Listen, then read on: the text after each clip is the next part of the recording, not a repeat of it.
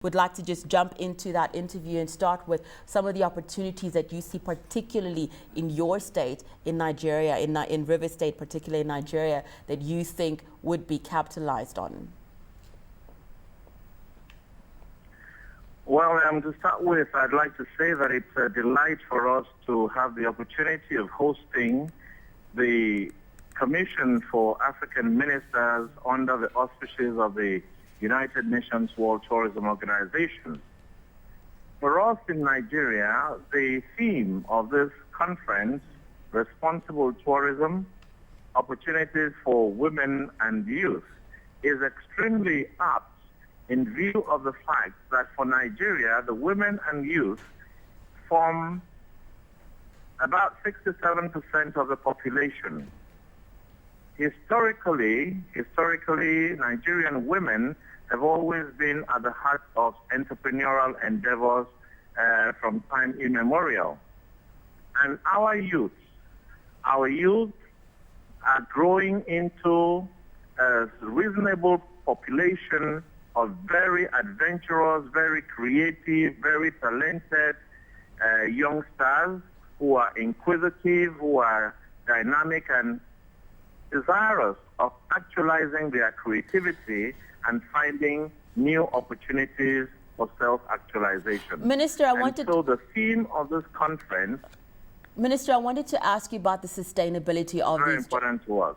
I wanted to ask you about the sustainability of these jobs, because as you're saying, 67%, about 70% of women and youth making up the tourism industry. So just speak to us about the sustainability of these jobs. Can young people, can women make a long-term career in the hospitality industry, in the hospitality and in tourism as a whole? Well, to start with, when you're talking about the issues of sustainability, for us in the tourism sector, over the last couple of years, our cultural industries have been propelled by women. Women are at the heart of the rural communities where a lot of our cultural products come out from. Our youth have, over the last couple of decades, been the actual propellers of our film industry, of our music and fashion industry. And these has been with little or no support from government. And so there is actually no threat to sustainability, because already prior to now, they have always found opportunities for realizing their creative vision.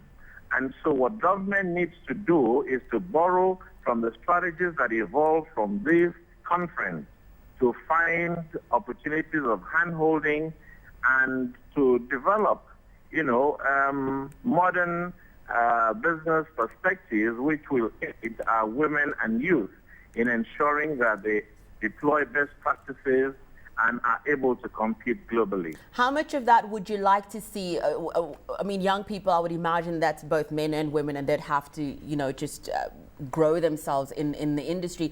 But let's talk a little bit about women, even the more mature women. How many opportunities or how much policy would you like to see of seeing women in leadership and in ownership positions in this industry?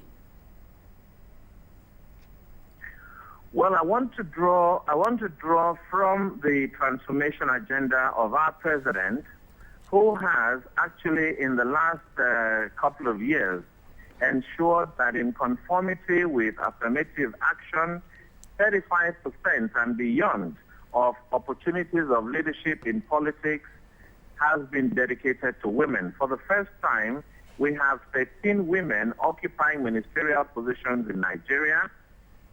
Women are captains of industry. Apart from the fact that the economy is led by a woman minister, the Bank of Industry is led by a woman, and the Security and Exchange Commission in Nigeria is led by a woman.